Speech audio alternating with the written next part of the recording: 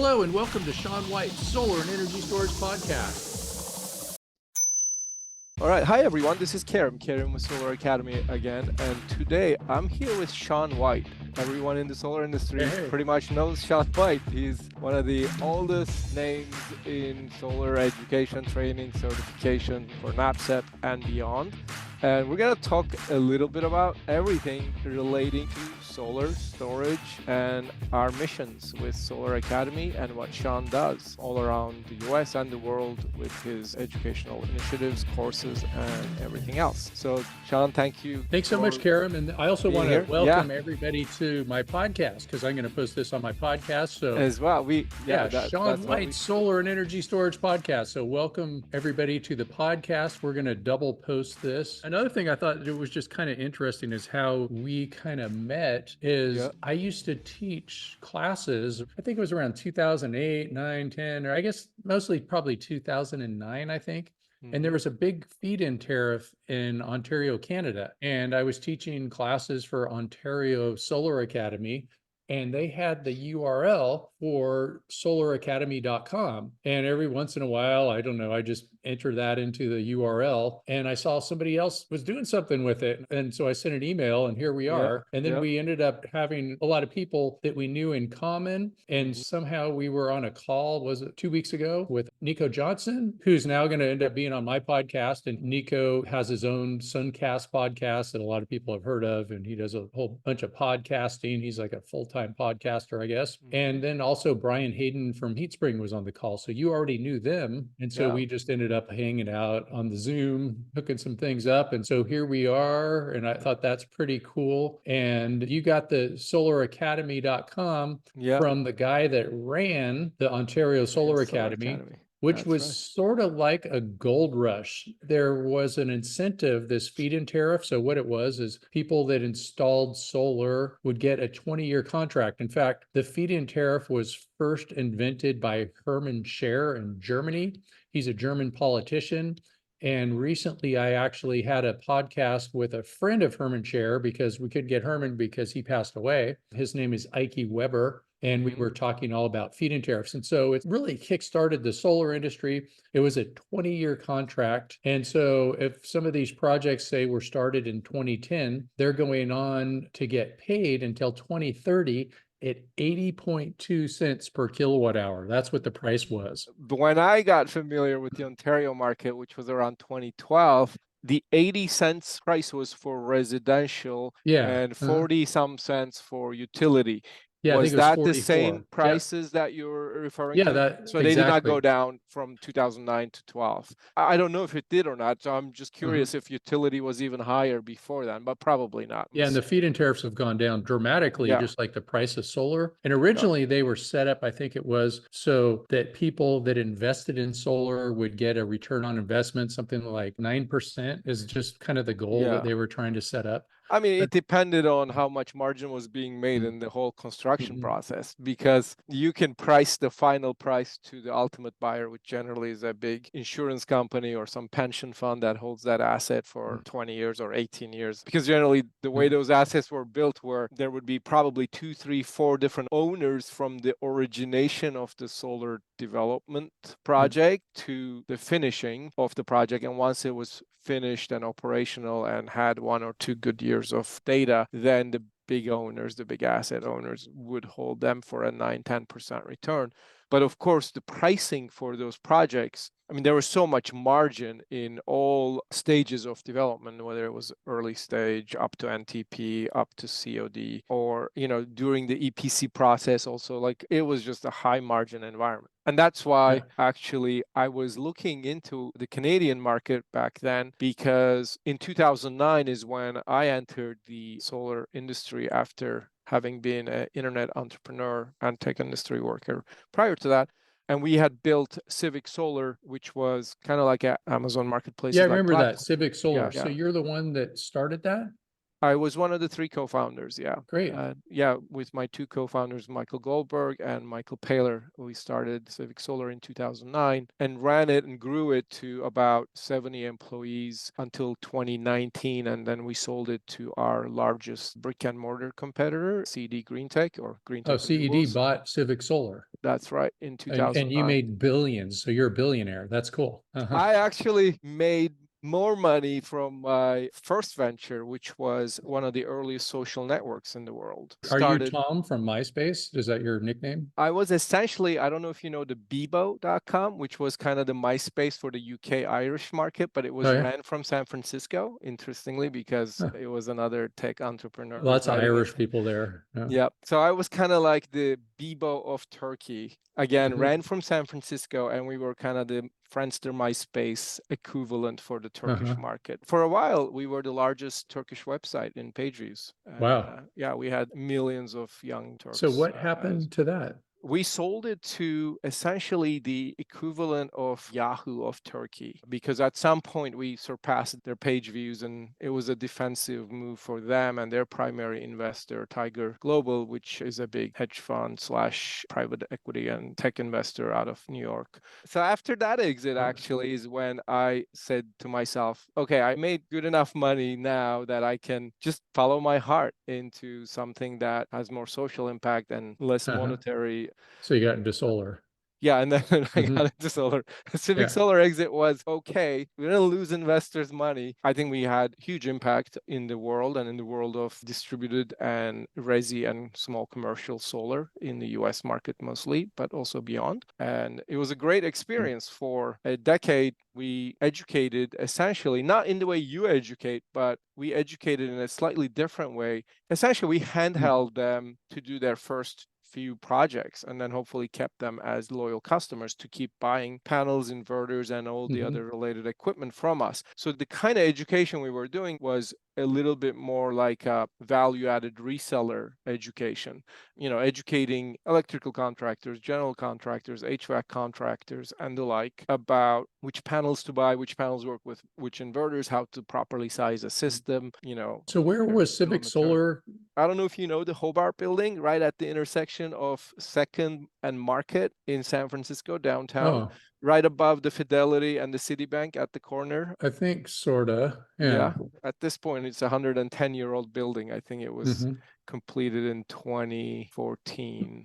I mean, 1914 was when the build was That must have officially been open. some expensive real estate. And then when did you No, it was a Class B building. It was not one of those Class A buildings. So we were paying when we Second and first started. Market? That's pretty downtown there, right? Well, yeah, nowadays it's super cheap down there because it's zombie land if you've been to San Francisco downtown. And did you say you sold in 2019? Is that what you said? So I built 2 companies in that building in San Francisco. My prior social networking business, I also started it. It's a 20-story old Spanish style high rise for its era. In 1914, when that building, Hobart building, was finished, it was the tallest building in San Francisco with 20 stories. And at its 100-year anniversary at 2014, I was its second oldest tenant, having been in the building for 10 years. And a lot of the tenants were small companies, small practitioners of therapists and accountants and, small businesses. But then every once in a while, you would get some cool startups. And we actually, at some point, we had the full floor of the 16th. And then things were getting really hot with the whole Facebook tech economy in San Francisco. This is probably around 2014 or 2015, 16. And at that point, we moved to Oakland. We took over the space of Emily Kirsch's Powerhouse. We took one whole floor of that, or one whole wing of a floor. We took it over Yeah, from I'd been there before. What was the name of the big financing company, residential Like financing Danny company? Kennedy? Sungevity? No, not Sungevity, the other one. Mosaic Solar is what I'm thinking Oh, of. Mosaic. Yeah, we Yeah. took over Mosaic's old space, and then we launched also offices in Boston and Austin, Texas. So we had 3 sales offices of approximately 10 to 15 people each in the sales offices. So we had approximately 30 to 40 salespeople serving thousands of small contractor accounts with 3 offices. We almost never met face to face with our customers. And this is the innovation of our business, was really on the business model. We essentially brought a more efficient way to capture customers and to service customers like a distributor with no warehouses. So we had no traveling salesmen. We printed no catalogs. We did everything on the internet. We used Skype video in 2010 to establish rapport with our customers so that we could convince them to wire us, $5, $10, $20,000 without having ever met us in person and without having received the product first. For the first 5 years of our business, we pretty much gave no terms to our customers either, because we would be found by them on the internet. They would be Googling certain products or certain knowledge. They would fall onto our website and see that we knew what we were talking about. We had a really well organized e-commerce website, which is now the Greentech Renewables website, is essentially the old Civic Solar website. So when they merged, did they take a Yeah. lot of your IP and stuff like that? Yeah, there was some IP in the business, but it was not like a patented IP. It was a lot of organizational IP in terms of how to manage and run and build an internet business. So are they still doing things that you developed, CED? What do you mean by developed? Just like you were saying, all your procedures, like when they bought Oh, yeah. Civic Solar, how did that work? I mean, I guess they completely got rid of the Civic Solar brand because I don't see the it Civic anymore. Solar brand, unfortunately, got put to the sideline. But, CED is an amazing organization with now, I think, 100 plus solar warehouses and probably 600 plus electrical warehouses. They're a almost 70-year-old organization. And I think you said that you didn't have warehouses? Yeah, we did not. How did that work then? How did you get people equipment? So that was kind of the magic sauce. In the beginning, we actually partnered with what you would think are our competitors. So I remember going to 2009 SPI, RE Plus now, in Anaheim. And so we went and talked to Canadian Solar and a bunch of other major panel manufacturers. And we said, Sharp, I think at the time, and a couple others, we said, we want to sell your panels. And we're thinking of selling it on the internet. And we had a mock-up e-commerce site. We created a page with their brands and their products. Would you be interested in it if we sold it? They're like, sure, go ahead and sell it. Minimum order size is $1 million. You can buy it and then sell it anywhere you want. We're like, well, I don't know if we want to buy $1 million without knowing anything about the solar business in 2009, is what we initially thought. And then said, is there any other way? And they said, well, you can go work with our master distributors. We're like, okay. So then we went to these master distributors. Actually, we called some of those master distributors. They would not even return our calls. It was so difficult to get quality service and knowledge. But luckily, we did meet a couple of those guys at the trade show and said, would you be interested in, like, if we called you and bought some product from you, would you sell it to us? Or would you drop ship it for us? And they said, yeah. So essentially, in the first 5 years, what we did was mostly generate business and then drop ship it from our competitors. But if the order was big enough, we could have the products drop shipped from the warehouse of the panel manufacturer or the inverter manufacturer, even for big inverter orders and things like that. So we essentially work almost like something of a hybrid of a broker / value-added reseller business model without carrying any inventory for the first 5, 6, 7 years. And then at some point when there was too much demand and not enough supply, it became difficult to secure supply and product. At that point, we started securing some inventory, mostly panels, so that we could use that as the anchor to get some business and then sell the other stuff. So it was more of a bootstrap approach to building carving a 2-3% market share for ourselves in the grand resi and commercial market of solar, which is billions of dollars now. So yeah, that was a 10-year journey, which ended in a nice way with CED Greentech. Great. Yeah, CED, I'm pretty sure they're the biggest distributor right now. So, and it looks like you have a degree, an MBA from Harvard Business School. So that's right. That probably helps open some doors. Yeah, it did, definitely. And it looks like an engineering and management degree at Northwestern. Industrial engineering degree from Northwestern. That was my undergrad. Like I was telling you, I grew up in Turkey and came to the US for college, came to Chicago without having seen the school. I was accepted and I came with a suitcase in my hand. And you learned about being cold. Being cold, that's right. Great winters in Chicago. Yeah. Yeah, probably a little different from Istanbul. Actually, Istanbul gets all 4 seasons. We do get about a couple of weeks of snow every year in Huh. Istanbul, pretty I much didn't most realize years. that. Yeah. Huh. Istanbul is more north than New York and Hmm. Paris, actually, Okay. if you Huh. look at it on a latitude basis. But then southern Turkey is kind of like at the same latitude as maybe Florida, Georgia. So we do get nice warm weather on southern Turkey and also on the Yeah. Aegean coast facing the Greek islands. Yeah, a lot of history there. Yeah. And then you might wonder, how did my Solar Academy idea start? And because we were in the business of educating in a VAR style all these contractors, I would observe our sales floor and we would be constantly repeating the same few keys, 2, 3, 4 sentences about each product that we took away from our training, because our vendors, people like Nico from Trina, And you mean Nico Johnson? yeah, Nico Yep. Johnson, who used to Used to work work for for Tria. Trina, and all the other major panel manufacturers, inverter manufacturers, racking manufacturers, they would come in to our offices. They would send their channel managers or their partner managers or their regional salespeople or trainers or product managers, depending on the company and the role. They would send these people to our office to train our people in person for an hour. We would make sure that every week we would have at least 1 hour of training for our salespeople, account managers. And then the next day I would be on the sales floor and I would hear that whatever was taught in the training the day before, they would be repeating those same, like they would all take away these 2,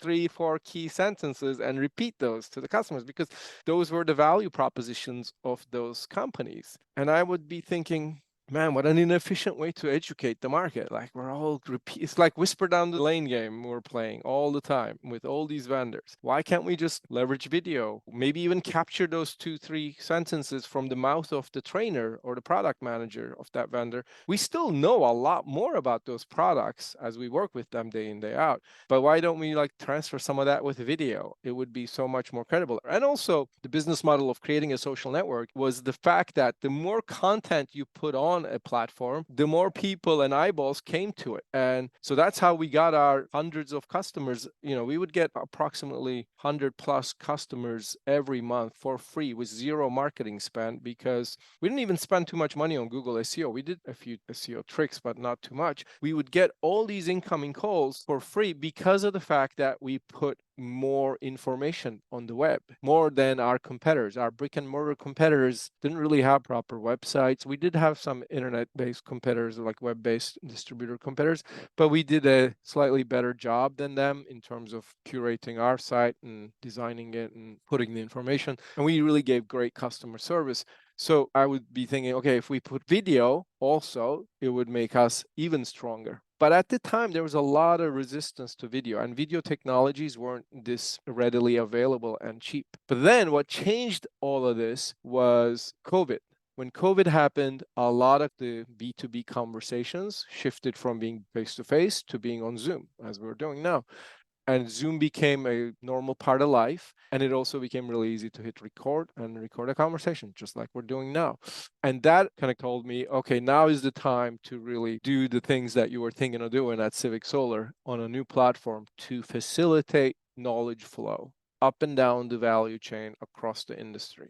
And that's why I relaunched Solar Academy after COVID, basically to capture these types of conversations so we don't have to repeat ourselves all the time. So we can capture those value proposition sentences once from the mouth of the product manager or the business leader, sales manager, sales leader, marketing leader, and then put it on a platform where it can be captured forever and shared to help their sales and marketing processes, post-sale as well as pre-sale. Great. So maybe a little bit about the history of solaracademy.com. So I believe that Jacob Travis, yeah, who started the Ontario Solar Academy, yeah. and So it was kind of strange how he started it up too. He went to some Canadian solar meeting and then he just started signing people up for classes and he didn't even have a trainer yet. And then he found me. And then I came up there and I was going to hotels. It was just a gold mine. And the thing it didn't last for that long. And he because it ran was it just for several years, I believe, right? yeah, but I think the gold mine part where I think it was something like he would sell a seat for $3,600 and get 30 or 40 people once a month. Yep. But that didn't last because then Yeah. all these other people moved into town to do the training. Yep. And then a lot of people got trained too. And then it became more cutthroat remember Yeah. Infinite Solar moved up there, and I was teaching for Infinite Solar in Philadelphia, and they Yeah. saw that it was taking off like crazy. Anyway, during my experience, which was a great experience, I loved working with everybody up there in Canada. And remember, I had a girlfriend up there, and I was probably there like 1 or 2 weeks out of the month for a year. But then all the easy signups for the classes went down. I remember the last class I taught there was like 5 people, and he probably gave him discounts, and he had huge bills because he was renting a big space, and all these people Yeah. working Yeah. for him and stuff. And so it's like a gold rush. It went from like a gold mine to the bottom of the solar coaster. We always talk about the Right. solar coaster. And then, I moved on, did different things. Yeah. And I think he had a couple other trainers. He was trying to like pay less for trainers so he could still make his Yeah. $100,000 months he was shooting for. Yeah. I don't know much about that Mhm, business at that time mhm, and the details of what Jacob did, but Jacob has been super helpful to mhm. me because in the early years of Civic Solar, we were doing pretty well with our distribution business. And at the time, we said we should also get into solar development so we understand a little bit more about our customers' world and their challenges and their business models. And we started thinking, okay, what do? We definitely don't want to compete with our residential and commercial customers here in the US market. And we looked into developing utility scale solar farms. And then the Canadian market seemed the best because they had those 40, 44 cents, Yeah. 45-cent Mhm. feed-in tariffs for 20 Yep. years. And then I started poking around that market, Googling information, searching on LinkedIn. And that's how I met Jacob. And Jacob connected us to, at the time, a young, probably Michael Zimmerman, who was at the time probably in his late 20s, early 30s, former investment banker, quit his investment banking job and started some solar development projects in the Ontario region. And with him, we developed 2+ megawatts of solar utility solar farms, 3 of them. And that's how we became partners with Michael Zimmerman of Group for Solar in the Canadian market. And Jacob was essentially the person that introduced us. So he has been a very helpful person to Mhm. me. And in that whole 2 years of Canadian adventures, where we developed these solar farms, I kept in touch with Jacob. I would see him, not at every trip, but maybe every other or every third trip that I would do to make to Canada from California. And at some point, we were talking about education and what my Solar Academy vision that was really sparking from my Civic Solar experience. And at the time, actually, Jacob had the solaracademy.com URL. I did not even know that. I searched for solaracademy.com. It Uh-huh. wasn't available. So I bought solaracademy.com and started tinkering on that URL with some curated YouTube videos just to educate our new employees at Civic Solar and any potential customer if they wanted to watch those videos. So I started curating some learning paths on solaracademy.com. And then, Without the A. yeah, Uh-huh. without the A. And then somewhere along my 2-year adventures between 2012 and 2014, I told Jacob about this. He's like, dude, I own Solar Academy. And then he told me about his classes, I guess, that he was doing with you back then. And I said, would you be interested in selling? And he said, no, not really. And then we stayed in touch with Jacob. I still message with him here and there and talk to him Yeah, tell him I said once hi. I every haven't talked to him in once so every long, like once over a every decade. Yeah. yeah, I talk to him once a year or maybe once Uh-huh. every 2 years. So at some point, he called me up and said, hey, are you still interested in this? I'll give it to you. And I'm like, Huh. really? So he gave it to me at a really low price. And he knew about my vision of what I wanted to create, which is essentially to make it easy for people to share their knowledge, especially their asymmetric information advantage. The definition of asymmetric information advantage is the definition of profit, is how they taught us at business school, because that's how profit is made in the business world. You know something that others don't, and you create a product or service with that. But the more we share that, the better of a world we create. And the initial instinct of people is to not share that information advantage from a game theory perspective. That's also something they teach us at business school. But I think the more we play that game theory way of living, the more wars we have. And the more we play the game of sharing, givers gain, and we create more things by that knowledge. And that's essentially what I want to do with Solar Academy, is to make it a habit, change that habit of instinctually holding that information advantage to yourself, but make it more of a sharing. I'm not saying share your deepest and darkest secrets or deepest secret sauce to your business, but share more. Because the more you share, the more customers it brings, the more partners it brings, the more prospects it brings to you. So I want to make it easy for companies to share these things in a logical and curated manner on a platform. So what we're aspiring to do with Solar Academy, and Nico is a partner of mine in that endeavor, Nico is Johnson. Nico Johnson. We want to capture, like if you go to a SPI or RE Plus trade show or Inner Solar, there's tons of conversations happening on the trade show floor, on the booth. Imagine being able to capture 80% of those conversations. And imagine having a place where you can go and search for those conversations. The trade show business is not going to go away. People still will want to connect in person and have that deep human connection, but also having a digital platform that complements that knowledge transfer and have a place where you can search for knowledge, and not just like training knowledge like you are training, but product knowledge, because these companies are constantly, there are thousands of companies innovating products and services all the time in the industry.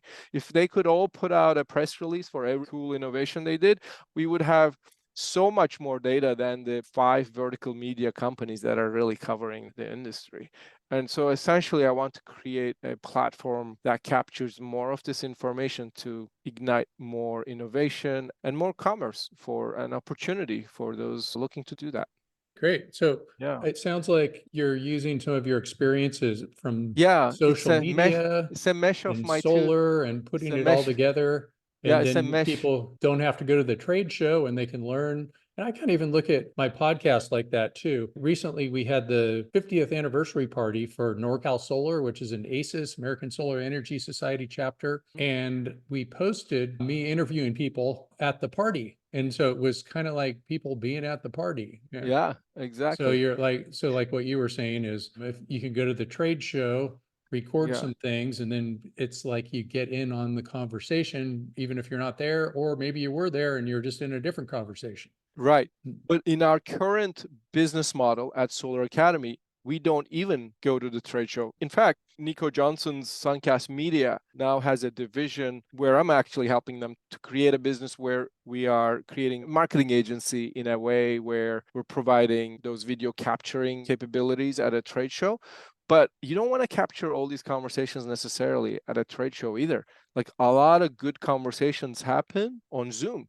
When a salesperson or a marketing leader or a business leader of any company is talking to any prospect or customer, and if they could just record themselves talking, explaining something really well, and after they hang up the call and thinking to themselves, man, that was really good. I explained that really well in a way that resonated with that customer. Imagine if they could reshare that conversation on their profile page on Solar Academy. That's the user interface and the format of content that we are designing on Solar Academy. Maybe I can give you a quick tour of it if you like, because essentially I would like to be able to promote you and Brian Hayden's Spring and the classes you guys create there on Solar Academy. Great. Yeah. So this is how we do it. Make you an affiliate and you make some money.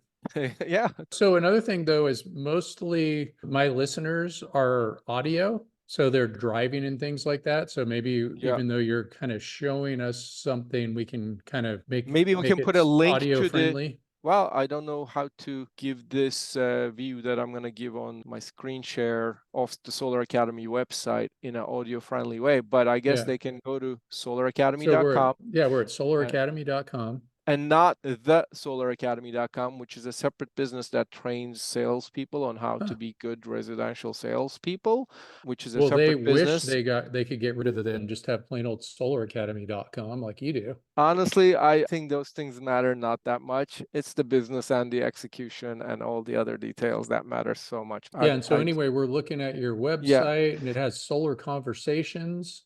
So you have like energy tool base and different conversation. Looks like Zoom calls, I guess, just like us. So we're going to be on there. Exactly. And what I generally capture is So for example, let me do a quick search here with Going into the Energy search, Toolbase in the search Energy box, Toolbase. which is So a that's a leading software. software for proposal generation and really capturing the ROI calculations. So what you'll see here, if you go to the Energy Toolbase, so when I did the search, I got a bunch of results, including some solar conversations, which is what we call our episodes, if you will, our podcast-like episodes. But I also have the Energy Toolbase profile page here and other pieces of news and articles that have the word Energy Toolbase in it, and our weekly digest that mention them. But first, I'm going to go to the Energy Toolbase profile page.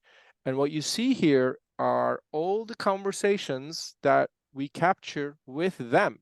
This is me interviewing various people, leaders from Energy Toolbase. Adam Gerza, who's very active in many areas of the solar industry and a key person at Energy Toolbase since their early days. So yeah, it looks like a whole bunch of conversations. What do you got, about? Yeah, we 10 talked or about 10 or 15 there. Yeah, we have probably like 1, 2, 3, 4, 5, 6, 7 separate conversations talking about what the Inflation Reduction Act means for the solar market, to the economics of residential battery and storage, to NEM3's effect on the CNI solar market, as well as the residential. And then me interviewing their various different product leaders within Energy Toolbase, talking about various modules of the software platform, and their newly launched enterprise services division, and as well as their Acumen EMS module, which is great for forecasting and EMS. And then our last conversation was with their product manager that talks about various solar plus storage. So do you recruit people to be in these conversations, or do they find you, or a little bit of both? I Like, would say say somebody's got a company they're trying to promote, should they call you? Yeah. And then how do they get a hold of you? Like, I know you're on LinkedIn. So if you go to About Us and contact us, there's a team at Solar Oh, Academy. That email sends that's to how I me. found you, I And guess. and also they can just find me on LinkedIn, Kerim Baran, or Kerim at solaracademy.com. And so Kerim Baran, and that's Kerimbaran. correct. So that's just like one example that I gave you, but we've done this with many companies, including, recently LG Electronics, Dynapower, Lightsource BP, Meyer Burger, Chin Power Systems, and a ton of startups too. Having been a 2-time startup guy, I have a special heart for founders. And so anytime a early stage startup that is making some traction, getting some customers, found their product market fit and a proven MVP, I love to promote them. And we do that almost for free. And let me tell you a little bit about our process. We call it teach, but we're not really teaching in the way you're necessarily teaching. We define teaching as whether you're marketing, selling, or training in the advanced energy industry, you're teaching something to someone. So we make it easy for you to share your wisdom with others. And by putting your content on video on our platform, we help you first distribute that content more easily, also establish trust and credibility by the fact that you're putting your face on video and making some statements publicly.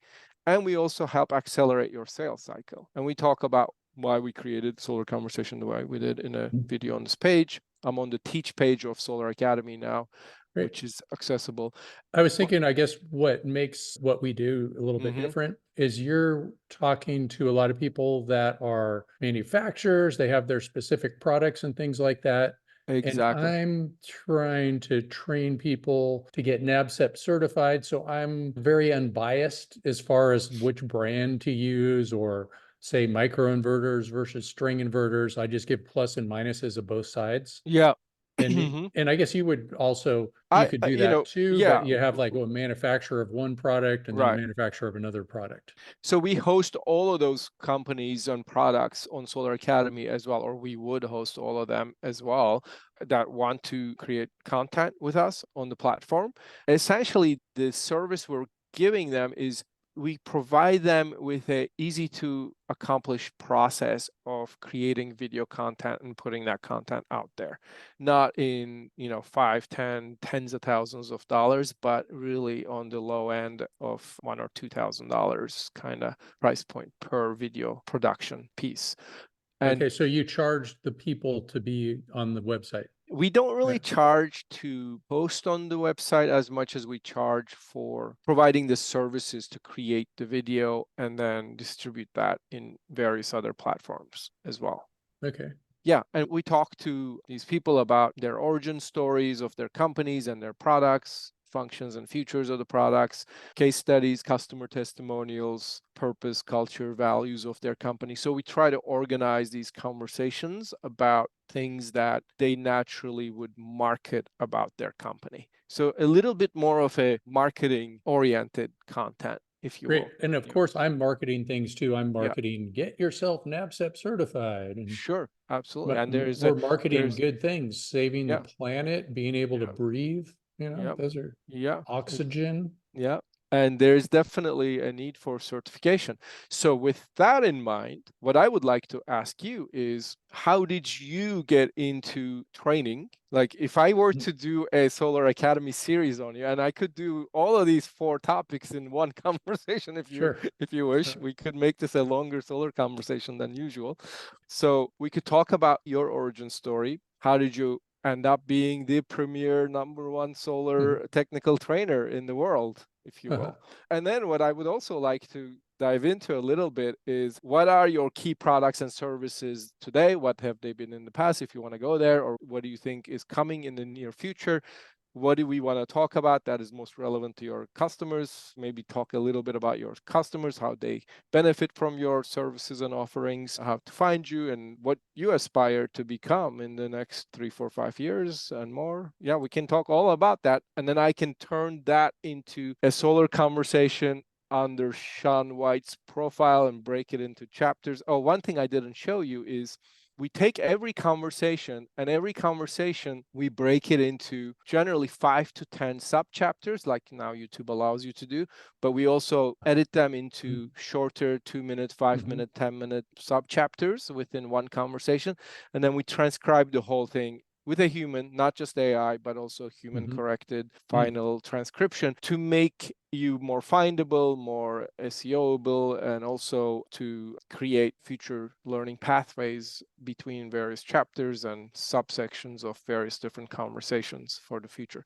I would love to take parts of your marketing pitch and create that for you to funnel as much NAPSAP training business to you as you would like. Great. Awesome. Yeah. So just, So like let's start with the Sean White story. how it started. Yeah. Yeah. So, I mean, I first saw the sun when I was born. So I knew that was something special. And Do you actually have a memory of that? Seriously? no, I Okay. don't think so. Yeah, probably. I don't know, somewhere in the subconscious. But around the time when my daughter Shia was born, so around 1995, I started hanging out at Jerry Brown's house. And that was between him doing different things. And he had this organization called We the People. And we would go running and do Tai Chi and eat healthy foods and spend the night and all this kind of stuff. And one of the people living there was my good friend Paul Finn, and that's how I met him. And he wrote a law called community choice aggregation.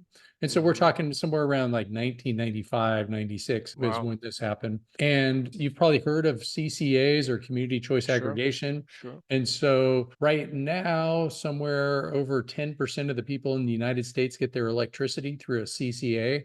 And essentially what they're doing is they're decoupling the purchasing of electricity from the wires and distribution and all that. So the utility gets to keep the wires and the distribution and the billing, and then the municipality gets to make a CCA, community choice aggregator, and they purchase the electricity, and it's always greener and cheaper, the electricity with a CCA. And so Is it always cheaper, or is it the same price sometimes? sometimes it's pretty close, and sometimes they're all different, Sometimes you can opt for something that's even greener, Yep. like 100% green, and maybe it's even more expensive.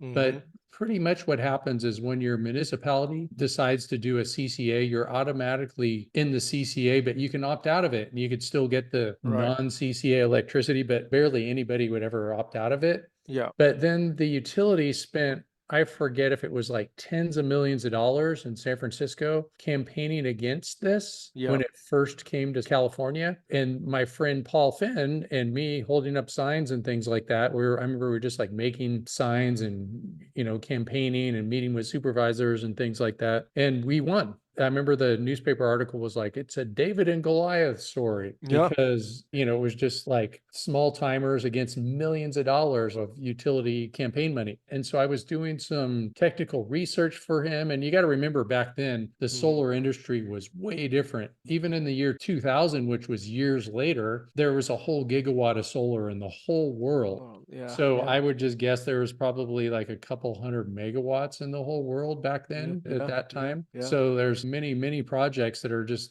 the one project is more than that. There's a lot of people Yeah. listening right now. They're like, what? I've done a whole bunch more than that. I want to take us to our Mm. solar charts section for a Mhm. second on Solar Academy under the Learn tab. We have a solar charts section, and then Okay. we have this historic. I only have it And going back to 2004. I don't have the okay, prior yeah. charts. And so there's 3.7 gigawatts worldwide. 3.7 gigawatts, 2004. Yeah. Yeah, and then going to last year or 2022, we have 1,200 gigawatts, adding about probably That's 300. 2 years ago. Yeah. Yeah. I mean, we're pretty much So doubling every 2.5 yeah, I years, think right? what is it? Next year we're expecting to get 2,000 gigawatts, which is 2 terawatts. And 2,000 then total, right? yeah, 2,000 total. And Yeah. then by 2030, they're expecting a terawatt a year. I think it will be faster than that. Do you know Tony Seba? He talks about this. This has been exponential growth. If you look at these graphs, they've been Yeah. Oh, and exponential. by the way, everybody, like I was Yeah. saying how most of my podcast is Audio. audio. That's how I listen to podcasts is audio. But I am posting this on YouTube also, and people can go to Great. solarshawn.com/podcast and get links to the YouTube or whatever they want. Perfect. But And just we'll mentioning that. create a profile as Solar Sean under our Thanks. training section for Solar Academy. We do have a directory for that. We interrupt you for a very important announcement. Sean White's Solar and Energy Storage Podcast has been brought to you by Sean White's Solar and Energy Storage Podcast. That's right, Sean White is sponsoring his own podcast, and he wants to remind you to go check out some of his classes. You can go to SolarSean, that's solar, SEAN.com, and then click on the links to check out his classes. You can check out his heat spring classes, and you can also hire him to teach classes for you, like at your company, something like that. Now back to the show. Anyway, going back to your early 2000s, so the community choice aggregators, which essentially bought electricity from clean energy sources and distributed through a municipality structure. And they're not getting rid of the utility. The utility does the transmission, distribution, poles and wires, billing, all that kind of stuff. So they're not bankrupting the utility, which is something also that makes it so it doesn't, change too much all at once. So utility still does the billing. Then where does the CCA in that business model? So the CCA procures the energy. So they go out there and they so they insert themselves as a buyer and seller of clean energy to the utility. And they say, if you're going to sell your electrons into our district, you got to give this choice as an opt-in. Yeah, they go make contracts and all that, just how a utility goes out and makes contracts and things like that. Right. And the utility has to make a profit for shareholders, and the CCA doesn't. I mean, it's more like a sort of a government entity. Almost, they're representing the people. In fact, the town that I live in, Orinda, California, they have not gone with the CCA. Perhaps they're getting campaign contributions and things like that. And we're surrounded by cities like Berkeley, Oakland, Lafayette that are all in the CCA, and we're not. So if anybody lives in Orinda, hey, what's up with that? That's one of the things that I ask my city council members about, and they always have some stupid excuse. But then, one of my recent conversations, which we will publish probably next week or so, was with this company called Amperon out of Houston, Texas. They're in the energy forecasting business with big data, ML, machine learning and AI, ML, high-tech approaches. And I was talking to one of their product managers about why do we pay 2 times more expensive electricity in California than the rest of the nation? I mean, US average is probably 14, 15 cents per kilowatt hour, and we're paying probably 25, 30 cents on average in California. And he said it's probably because of these CCA-like mechanisms, because you guys are the people who are innovating on the clean energy front, and there's an extra cost with that. I think that's totally the opposite, because if you look at the utilities, they're for profit and they have to bring a return on investment to shareholders and all that kind of stuff. So they have to bring the price of electricity up for that. And so if you just look at it, the price of electricity when you have a CCA is less than the utility every time.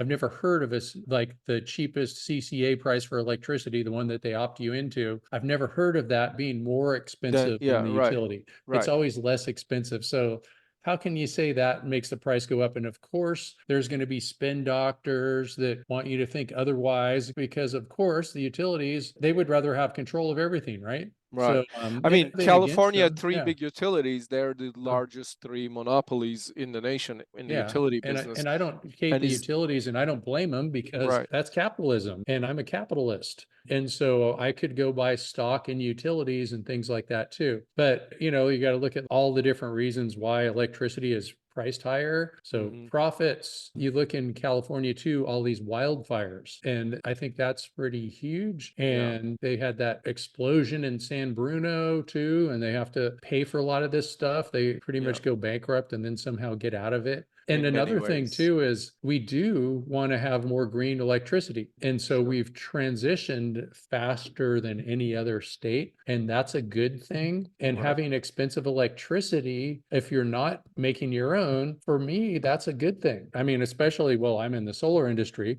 So when the electricity rates go up, great. That's good for business. I'm in the business of making electricity. So if it's more expensive to make electricity with natural gas and coal and things like that, that the utilities are out there selling, then that makes my solar electricity that much better of a deal. And then when you talk about people buying electricity for 30 cents a kilowatt hour, I'm not paying 30 cents a kilowatt hour. I have solar power. I don't know if I'm paying like 10 or 15 cents, probably. Not even, probably 6 cents. I mean, actually, for me, it's probably less than that, because I only install used solar on my house that I get essentially for free. And if I do it myself, my labor, I get friends to help me out, stuff like that. Yeah, I've done a lot of analysis on that ROI calculations for sure. Yeah. Okay, let's go back to your early 2000 years. So then I decided to get into solar like full time around 2007. I started just like studying like crazy. And I knew how to study. I'd passed all these boards and all these different things. So I was a really good studier.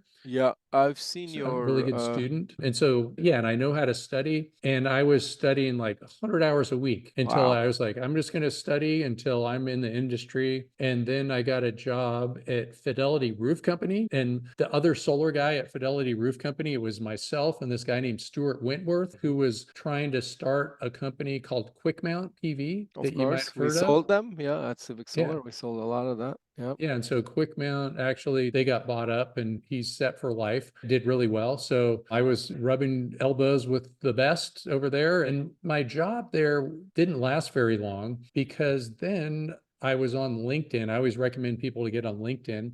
And somebody was looking for a solar instructor in Philadelphia. And another thing too is I was teaching some classes at community colleges. And what was my qualification? My qualification was the people that were teaching it were not good at it. And so they had me come in and the students were like, we want him.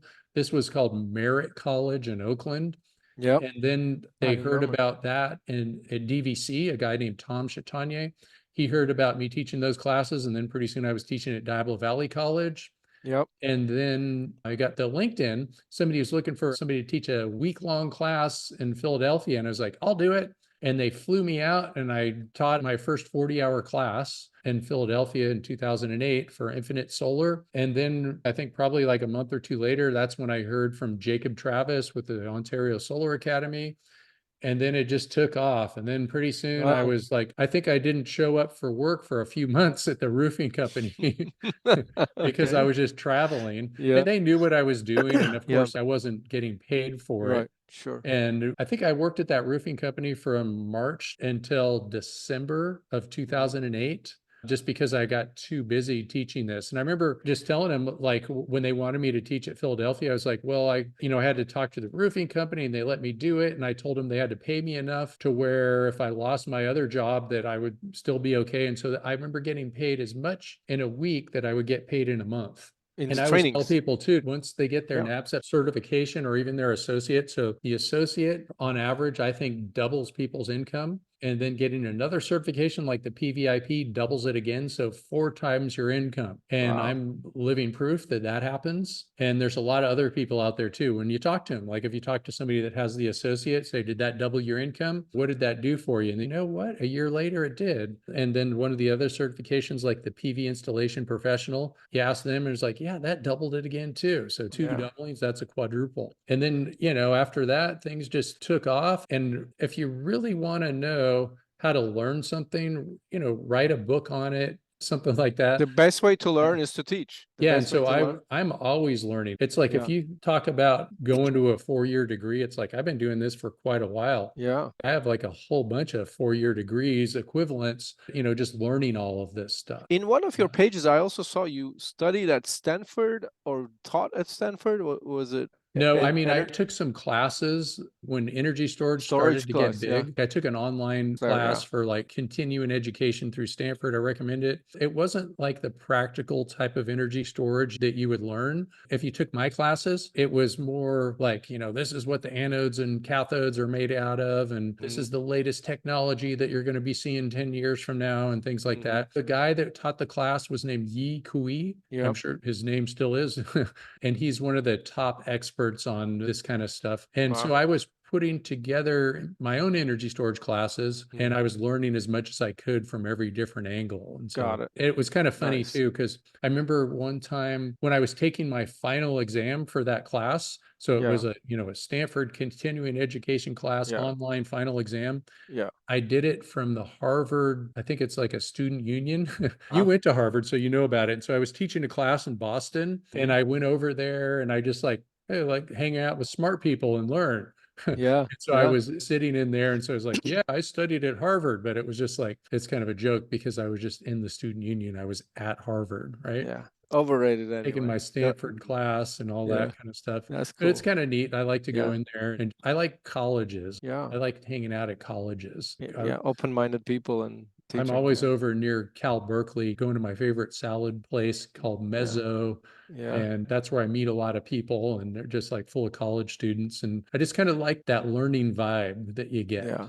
And I'm sure you're getting a ton of pleasure out of teaching as well. What do you find yourself teaching the most and when do you feel yourself most energized? Because something that I feel is I like learning and teaching as well, but if I'm teaching the same thing all the time, over and over again, it gets a little boring for me. And in fact, one of the Energy Toolbase product managers that I interviewed, he used to be a professor of English as a second language. And then he got not so bored, but he got kind of bored of it. That's why he got into coding. And that's how he found his path in career as a coder of software and eventually at Energy Toolbase. And he's been there for 6-7 years plus maybe now. But like, how do you keep that energy going in what you're doing? And how can Solar Academy help direct people? Like one of the thoughts that I was having as you were talking about all this, oh my gosh, Sean knows so much.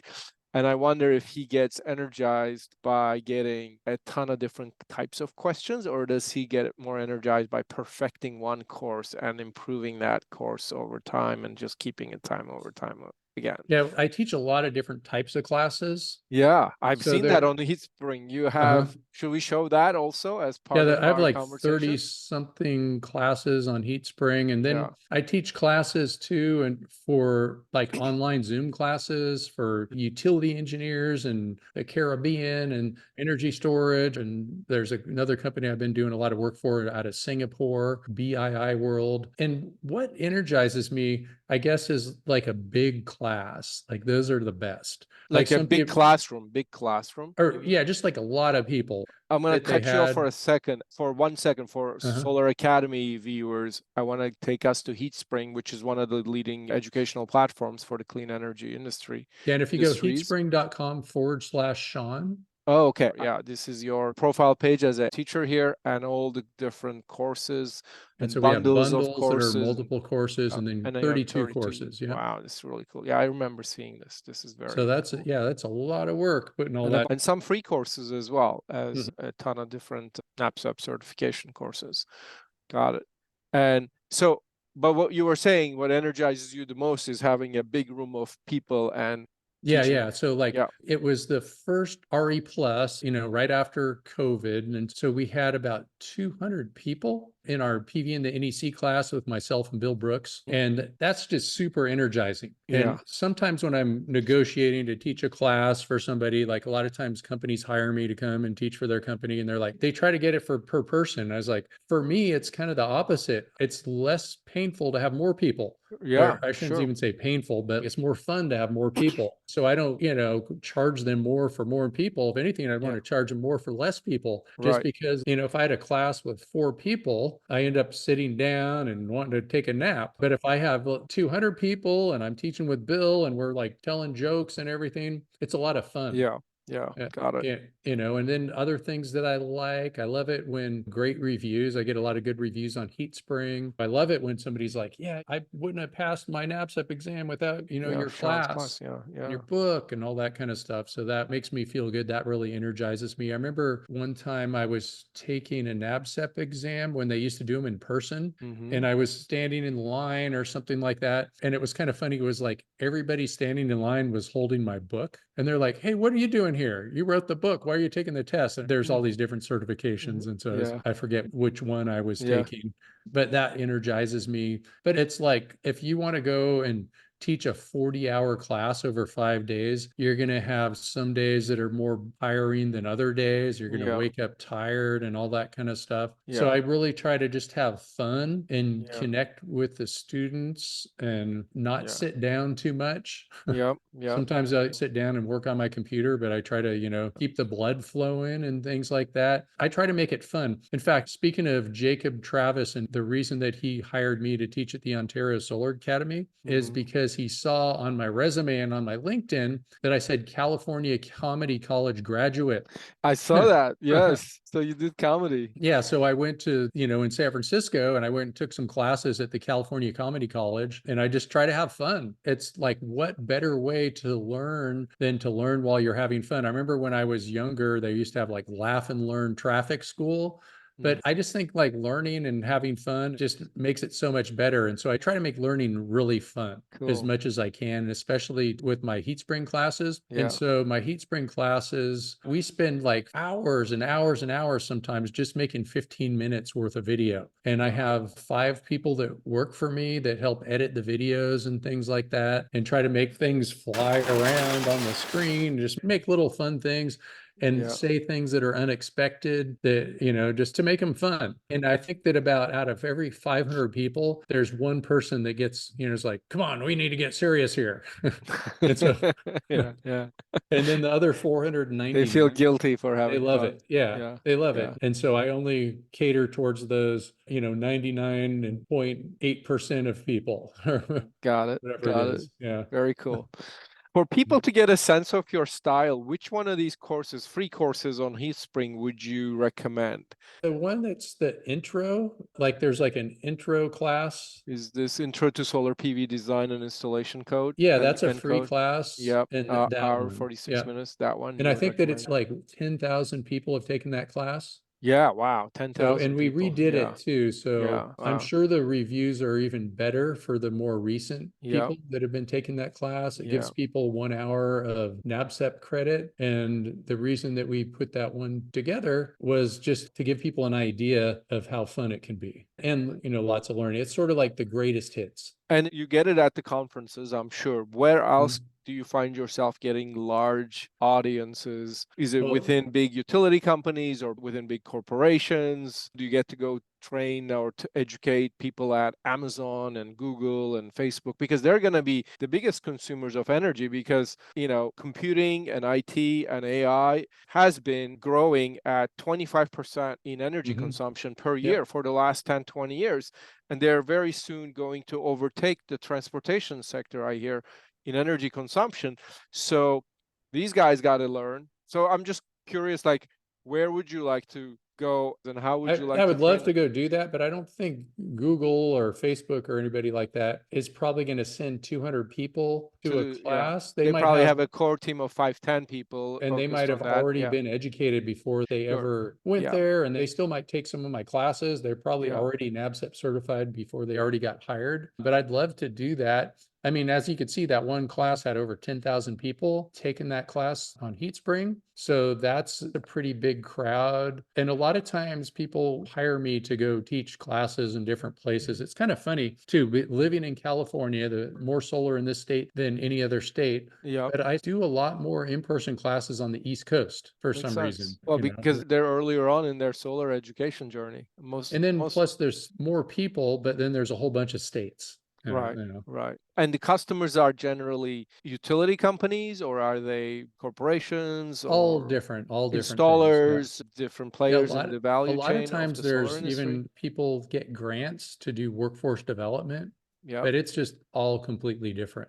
I've done a bunch of classes for grid alternatives in Washington, DC, yep. which is Sure, we also know kind of them. Yeah, interesting because their headquarters are a bike ride away from where I am. yep. And then I go teaching for them across the other side of the country, Makes but that's sense. Yeah, just the way yeah, the grants work and things like yeah. that.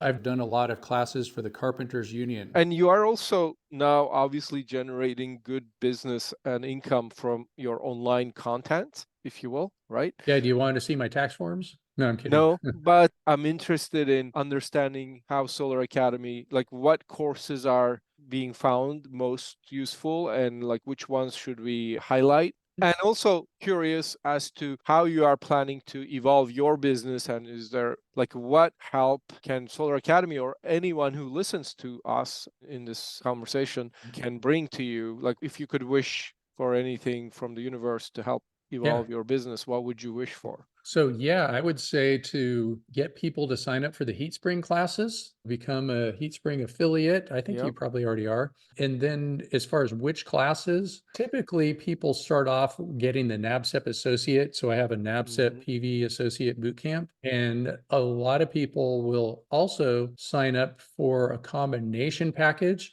and they would go for their PV installation professional, which is the gold standard NABCEP certification. And that requires 58 hours of training. Mhm. And the first 18 would be the PV associate class. And so it's got the PV associate plus the 40-hour advanced class. Yeah. And those are my two most popular classes. Even though I have 32 classes, Right. I would say over half of my business are those two classes, and So let, maybe my 30-hour class is another one too. so I'm It's gonna pretty go popular. here to the HeatSpring Sean White page and scroll That's down to the courses. heatspring.com/Sean. And Yep. then you can see just in the courses, so they're not the bundles. It's the one that shows up first This is one, the boot camp. Solar Yep. PV Bootcamp NABCEP PV Associate Exam Prep. Yep. That one. And so Yep. that one, we could see that over 3,000 people have taken that Yep. class. Yep.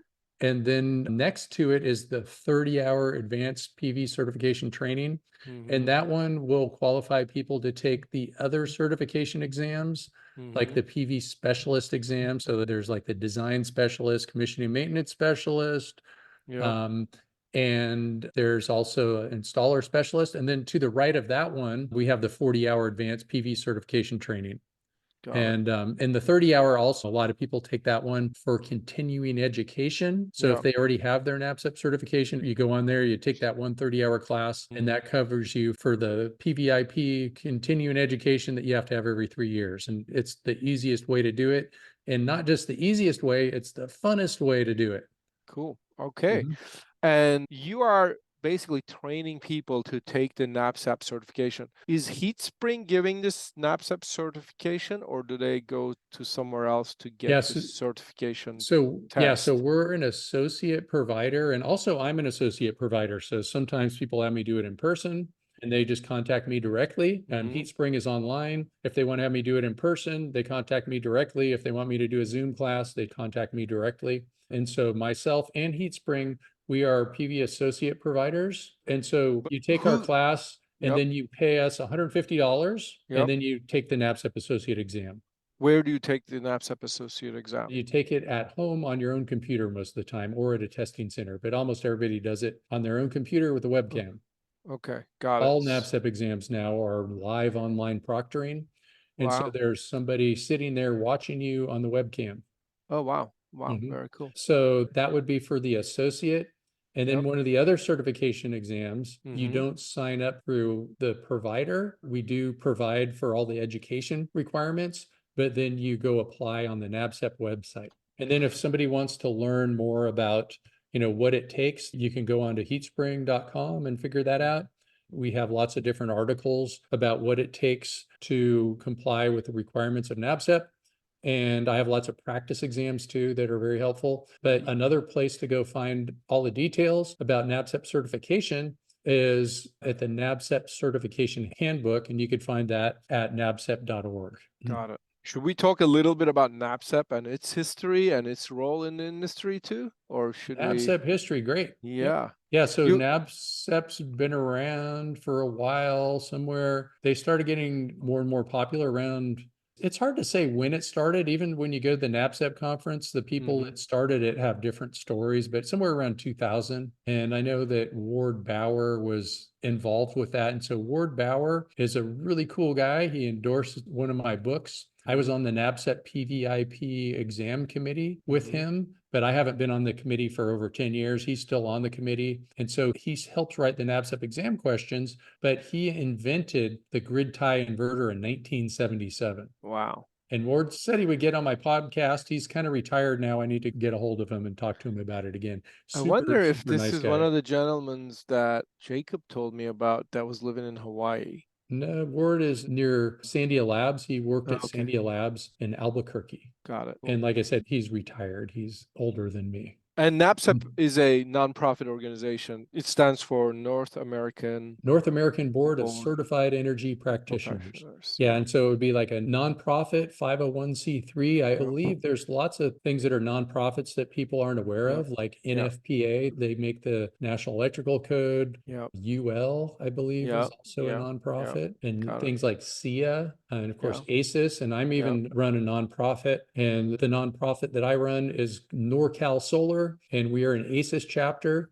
And another thing too that's kind of interesting sometimes is if you wanted to look at the tax forms of a nonprofit and find out how much the person that runs it gets paid, or the highest paid people at the nonprofit, Is that they're public information? public information, really easy to find. Just go do Yeah. a little Google search and you could search the Yeah. nonprofit. I believe it's the IRS that publish it, but yeah, you can see their tax forms. Actually, I was there yesterday. Very cool. But you can also see that my nonprofit has very low reporting requirements because we make pretty close to zero. And I do that on purpose, even because I don't want to do all the paperwork. Yeah. Yeah. It's and any entity. Yes. I haven't started and sold to companies. I know. Very cool. So thanks for all this information, Sean. What else can we talk about that would help your business? Like if you could wish for any new business that helps or anything coming your way that would help your new initiatives. Yeah, like I always have these bucket list classes, and I wanted to teach a class in Australia, and I got to do that. So Yeah. that was a couple of years ago. And also a couple of years ago, I got to teach a class for Masdar in Abu Dhabi. And I've taught Yeah. a number of classes in Dubai. And so that was always kind of fun. Maybe Saudi Arabia. My favorite place to teach a class or just to do something would be in Antarctica. That's a place that I really want to go to. I Wow. want to have some sort of job. The South Pole Yeah. would be the best, but I'd go for McMurdo. When you And go to these places, do you actually act as a practitioner too, in terms of an energy professional? Like, do you actually wire up things and install and make? mostly just for training. Like, I mean, I do have a contractor's license and an Yeah. electrician license in California and all that. Yeah. And I work with other companies using that license. Yeah. Do you keep that edge sharp by doing some installations or getting involved in some projects here and there? Or Yeah. are you full-time teaching mostly? Yeah, I'm full-time teaching and I do whatever else I can too. Okay. But maybe even double full-time, right? Like everybody in this industry that wants to. I remember we were talking about when I was the earlier days and when I was working with Stuart Wentworth, the founder of QuickMount at the roofing company. And it was strange for me because I've always been an entrepreneur and I had this job that ended it after 8 hours. And I was like, what do I do? Like I didn't really know what to do. It was still sunny outside. Yeah. And so then I would put together PowerPoints and pretty soon I was using those PowerPoints. And Yeah. Very cool. and so I've always been an entrepreneur and it's just strange working for different people. people, full time. And it's not like I don't work for other people. I'm always on Zoom calls this morning and different Zoom calls trying to figure out scheduling for when I'm going to teach a class in New Jersey and stuff like that. So my wish, though, is to just have this industry grow really a lot, to have a lot of people sign up for my heat spring classes, because that material is already there. And so I spend way more time, like 100 times more time putting together an hour of class than just when I go teach a class for an hour. And I'm always super sharp and rested when I'm putting those together. And I have a lot of people editing those. So online is great. And then with the heat spring classes too, I answer every question every day. If somebody asks a question today, I answer it at least by tomorrow, if not sooner. And it makes it a lot easier too to do it that way, because I don't have like this big backlog of things, and people really like it. And it's kind of fun. It's my version of social media. So I get on there and I just, answer all these questions. Almost like a ask me anything outlet for you. And people love the heat spring classes that I put together. See, one thought that I had is, and I do know Brian's Heat Spring platform where, because I actually have a course there called Solar Entrepreneurship, where the way I put together my course was, again, it was a curation of several dozen videos and some talking from me, but I do answer some questions there as well sometimes. But I always wonder, someone who's so deep in knowledge like you, if it is the most efficient way to get that knowledge out is like through text-based Q&A. Like, give this a thought. When you are answering those questions on Heat Spring, what if you answered them on video and you talked about them in length, which would be probably more easily consumable and more comprehensive and maybe easier to communicate on video, certain aspects. And then you made 1, 2, 3, 4, 5-minute videos and posted them onto your profile. This could be done on the Heat Spring or Solar Academy. You know what I would say too, is that 90% of the questions or more I already answer in the class. And so when people sign up for the class, they have a whole year to take it. And so if you watch some video 2 weeks ago, you don't remember it sometimes. Or more likely they're doing like the first couple of videos and they ask some question that's answered 5 videos later or something like that. So I do answer it there, but it's always good to repeat things. I mean, with learning, you got to learn things by going over them multiple times. Nobody has a photographic memory. I think that's a myth. And you don't just learn something by one time only. You have to do it over and over again. If I wasn't doing all this teaching and I took 5 years off, what would I remember? There'd be a whole lot that I just would be too rusty on. Makes sense. So anything else we want to talk about? Yeah, it's been great talking to you, and that was fun. Time flies when you're having fun. Yeah, exactly. Yeah, and really cool that I'm reconnected with solaracademy.com, like blast from the past. It's been great talking to you. I'm sure we'll talk a lot more in the future. And for my podcast listeners, thanks for listening, and go to solarsean.com to find out all my links and connections and everything, where to take these classes. Get a hold of me if somebody wants a class. If somebody is a key industry person, let me know. We'll put them on the podcast too. I always like learning about things myself, and this is a great way to learn things, is by doing what I'm doing the podcast, learning from you today, just right now. So thanks so much for all that. Well, thanks, Sean. Thanks for being here and sharing everything you did, and very happy to co-produce this on your Solar, Sean, and on Solar Academy. All right. Thanks so much. Talk to you soon. All right.